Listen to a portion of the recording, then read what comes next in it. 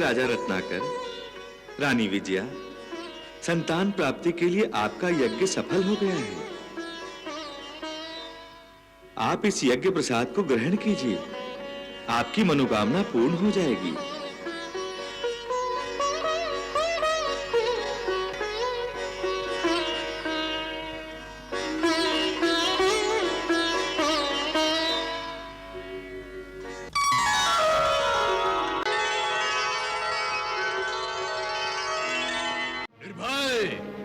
मैं कोई लमकड़ नहीं हूं जिसका परिणाम वैसा होगा। हम दुर्जय है, दुर्जय। महालक्ष्मी, यदि महालक्ष्मी अग्नि है तो मैं काल हूं और काल बनकर ही रत्नाकर की नगरी पर टूट पड़ूंगा। इसका अर्थ ये हुआ कि तुम माता महालक्ष्मी को चुनौती दोगे? नहीं, चुनौती नहीं, मैं उसे मृत्यु दूंगा, मृत्यु। तुम भूल रहे हो दुर्जय कि तुम अमर नहीं, नश्वर हो, एक नश्वर प्राणी। निर्भय, मैं नश्वर नहीं, विनाशक हूं, विनाशक नहीं, महाविनाशक हूं। और अब मैं स्वयं ही अपनी विशाल और विकराल सेना को लेकर रत्नाकर के महायज्ञ को ध्वस्त करूंगा। और मैं देखता हूं कि महालक्ष्मी मुझे कैसे रोकती है।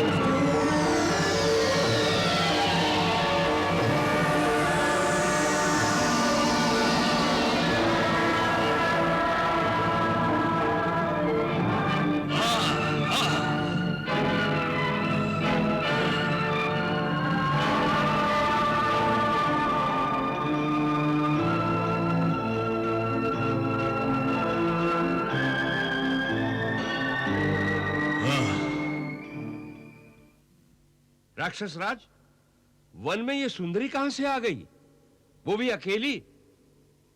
हे सुंदरी, कौन हो तुम और इस वन में क्या कर रही हो? मैं तुम्ही से मिलने आई हूं। वाह महाराज वाह, लगता है ये आपके शौर्य की प्रशंसा सुनकर आप पर मोहित हो गई है और आपसे मिलने चली आई है। आप भाग्यशाली हैं महाराज। तुमने बिल्कुल सत्य कहा सेनापति। लगता है मुझे अपने भाग्य पर गर्व करना होगा। तुम्हारे प्रारब्ध ने ही आज हम दोनों को आमने सामने खड़ा किया है। हे सुंदरी, तुम इतने घमंड से क्यों बोल रही हो? क्या तुम्हें पता नहीं तुम्हारे सामने असुरेश्वर दुर्जय खड़े हैं? मैं घमंडी नहीं हूँ, बल्कि घमंडियों का घमंड तोड़ना मेरा धर्म है। तो फिर तुम क्यों असुरेश्वर का रास्ता रोके बैठी हो? इसलिए कि जब कोई अधर्मी धर्म के रास्ते में बाधा डालता है तो मैं उस बाधा को ही हटा देती हूँ। इसका अर्थ ये है कि तुम हमें आगे बढ़ने नहीं देना चाहती हो। लगता है तुम्हें हमारी शक्तियों का अनुमान नहीं है सुंदरी। बात उल्टी है असुरराज, तुम्हें मेरी शक्तियों का अनुमान नहीं है। अच्छा महाराज, ये तो कोई मायाविनी लगती है। तुम्हारा सेनापति सत्य ही कह रहा है दुर्जय। अच्छा, इसका अर्थ यह है कि तुम मायाविनी हो। मायाविनी नहीं, महामाया हूँ। महामाया हो तुम, और तुम मुझे भ्रमित करने आई हो। भ्रमित नहीं, सावधान करने आई हूँ। किस बात के लिए सावधान करने आई हो सुंदरी? दुर्जय, राजा रत्नाकर एक समुद्र की भांति है। ऐसा समझ लो कि वो स्वयं ही एक समुद्र है। अच्छा, तो तुम्हें भी पता है कि हमें राजा रत्नाकर से शत्रुता है। परंतु तुम्हें ये नहीं मालूम दुर्जय कि राजा रत्नाकर एक गहरा समुद्र है, धीर गंभीर है। इसीलिए वो एक समुद्र की भांति तुम्हारे सारे पापों को क्षमा करते आए हैं। परंतु याद रखो दुर्जय, मैं तुम जैसे अधर्मी को क्षमा नहीं करती। यहाँ से आगे बढ़ने का तुमने प्रयास किया तो तुम्हारा कोई भी अस्तित्व शेष नहीं रहेगा।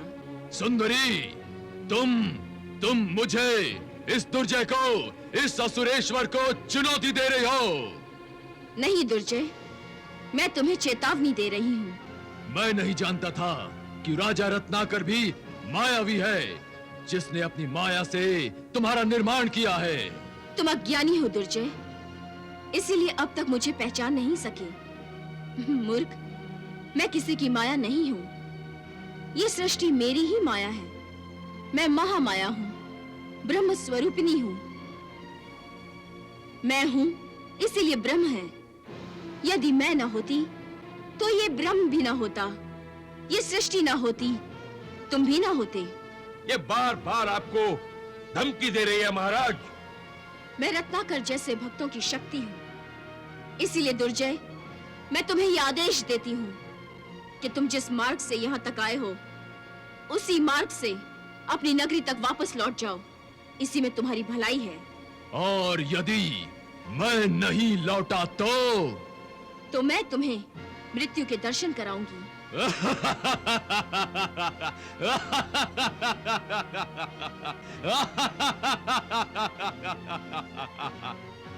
दुर्जय पर मृत्यु विजय प्राप्त करेगी। सेनापति, दुर्जय पर मृत्यु विजय प्राप्त करेगी। ए मूर्ख सुंदरी, तुम्हें नहीं पता कि दुर्जय पहले से ही मृत्यु पर विजय प्राप्त कर चुका है। मृत्यु तो उसके सामने हाथ जोड़े प्रत्यक्ष खड़ी रहती है और दुर्जय के एक इशारे पर उसके हाथ में तलवार बनकर शत्रुओं पर टूट पड़ती है और उनकी लाशों का ढेर लगा देती है। युद्धों के उपरांत युद्ध भूमि में अर्थियां होती है, लेकिन उठाने वाले कंधे नहीं होते, मुर्दे पड़े होते हैं, परंतु उन पे रोने वाला कोई नहीं होता। नदी नालों में पानी के बजाय खून बहता है, खून। और तुम मुझे इस चेतावनी से भयभीत करना चाहती हो। मृत्यु मेरी दासी है, स्वामिनी नहीं। मृत्यु और समय किसी के अधीन नहीं होते दुर्जय, और इस भ्रम में मत रहना कि इस नश्वर संसार में कोई अमर है। मृत्यु का स्वाद हर प्राणी को चखना पड़ता है। मानव रूप में यदि भगवान भी अवतार ले लें तो उनके शरीर को भी मृत्यु आती है। इसीलिए हे प्राणी, अपनी मृत्यु से डरो। दुर्जय किसी से भयभीत नहीं होता, बल्कि दुर्जय का जन्म ही दूसरों को भयभीत करने के लिए हुआ है। दुर्जय, तुम्हें अज्ञानी समझकर मैंने तुम्हें अपने परिणाम से परिचित करा दिया है, क्योंकि मैं तुम्हें अज्ञान के अंधकार में रखकर कोई दंड देना नहीं चाहती। सेनापति, ये सुंदरी मुझे दंड देगी। ये सुंदरी मुझे दंड देगी। दुर्जय, मैंने तुम्हें चेतावनी दे दी है और अब मैं तुम्हें राजा रत्नाकर का महायज्ञ ध्वस्त करने नहीं दूंगी। थोड़ी ही देर में तुम और तुम्हारी सेना छिन्न भिन्न होकर भागती दिखाई देगी। दुर्जय, तुम्हें दंड देने से पहले मैं अंतिम बार बता रही हूँ कि राजा रत्नाकर का यज्ञ सफल होगा और उन्हें पुत्री के रूप में जो संतान होगी, यदि उसकी ओर तुमने वक्र दृष्टि से देखा तो वही तुम्हारी मौत बन जाएगी। नहीं, राजा रत्नाकर की कोई संतान नहीं होगी। मैं संतान होने ही नहीं दूंगा, और यदि हुई तो वो तो मैं बाद में देखूंगा। पहले हम तुम्हें देखेंगे। सेनापति, इसे बंदी बना लो। दुष्ट, मैं तुम्हें अंतिम बार चेतावनी देती हूँ। वापस जाते हो कि नहीं? आक्रमण!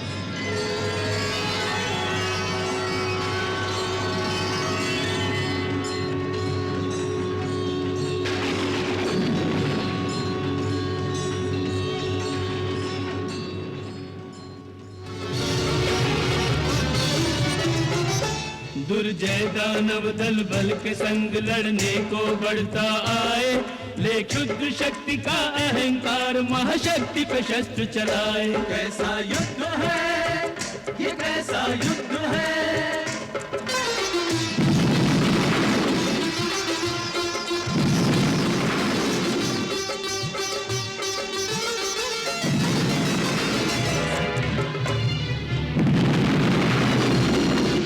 दुर्जय, अब मैं तुम्हें मिटाकर इस युद्ध को ही समाप्त करती हूं। रुक जाओ दुष्ट। दुरात्मा दुर्जय, जिस राजा रत्नाकर और रानी विजया से तुम द्वेष करते हो, जिनका संतान प्राप्ति के लिए किया जाने वाला महायज्ञ तुम ध्वस्त करना चाहते हो, वही राजा रत्नाकर और रानी विजया तुम्हारी मृत्यु को जन्म देंगे। नहीं, उनकी संतान तुम्हारी मृत्यु बनेगी। कुमारी कन्याओं के पूजन पर तुम प्रतिबंध लगा रहे थे ना, परंतु याद रखो दुर्जय, तुम्हारी मृत्यु एक ऐसे ही कुमारी कन्या से होगी।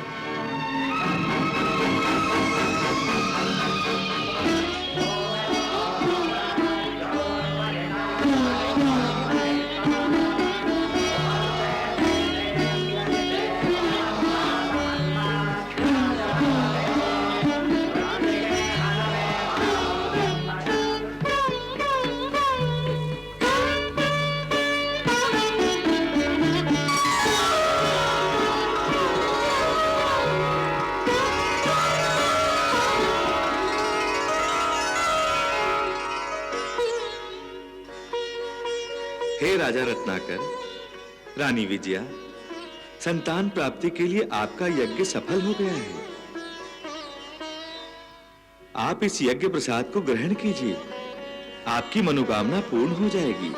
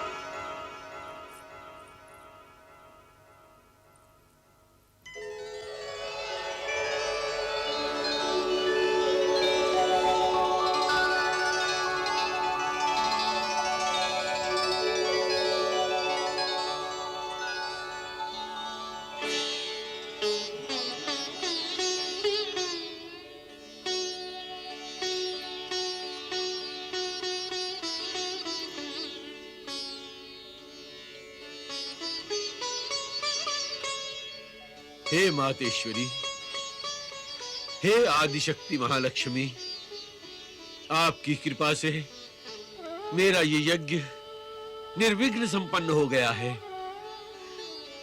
हे माता, आपको कोटि कोटि प्रणाम। आपके आशीर्वाद का पावन पुष्प अब मेरी सूनी गोद में खिलेगा और मैं माता बनूंगी। इसी विश्वास और श्रद्धा ने हमारे दुखी जीवन में खुशियों के रंग भरना आरंभ कर दिया है। आप धन्य हैं माता, आप धन्य हैं, आप धन्य हैं माता।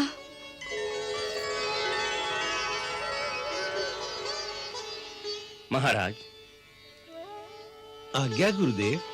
अब ये प्रसाद ग्रहण कीजिए।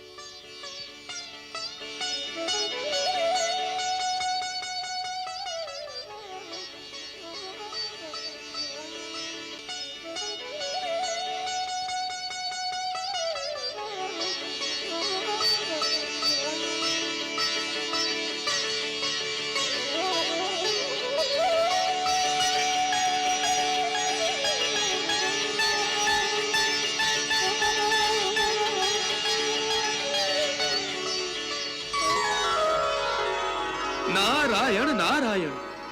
हे महादेवी महालक्ष्मी, यह आपकी कैसी रचना है। एक ओर आपका परम भक्त राजा रत्नाकर है, तो दूसरी ओर आपका परम शत्रु दुर्जय है। एक आपके सामने सर झुकाता है, तो दूसरा आपके आगे फन उठाता है।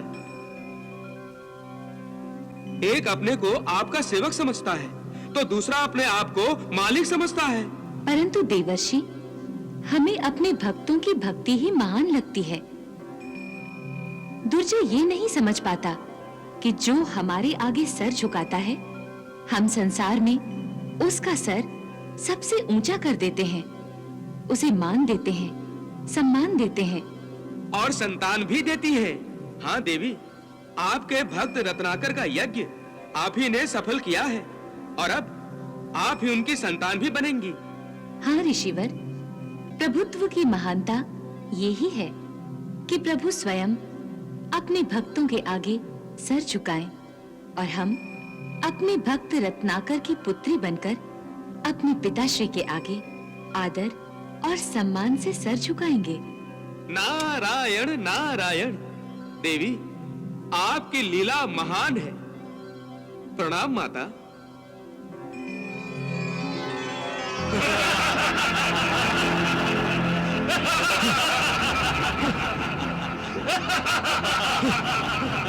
हम मुक्त हो गए, हम मुक्त हो गए, हम मुक्त हो गए, हम मुक्त हो गए, हम मुक्त हो गए,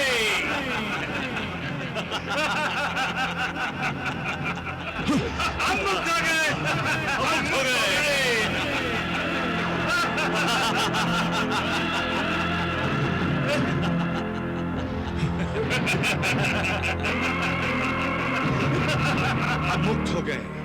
हम मुक्त हो गए, हम मुक्त हो गए,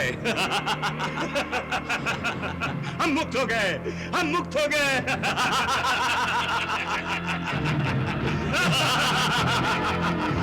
हम मुक्त हो गए, हम मुक्त हो गए, हम मुक्त हो गए, हम मुक्त हो गए। नहीं, मेरी माया का प्रभाव नष्ट नहीं हो सकता।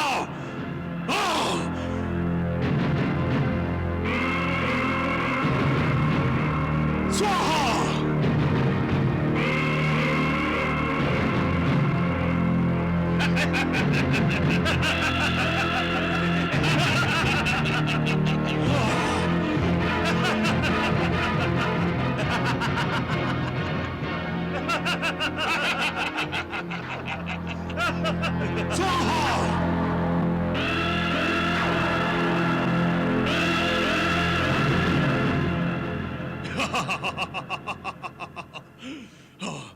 देखा मेरी माया का प्रभाव अब भी वैसा ही है।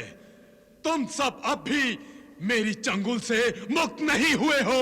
नहीं दुर्जय, ये हमारी मुक्ति नहीं थी, तुम्हारे लिए केवल एक संकेत था। संकेत? कैसा संकेत?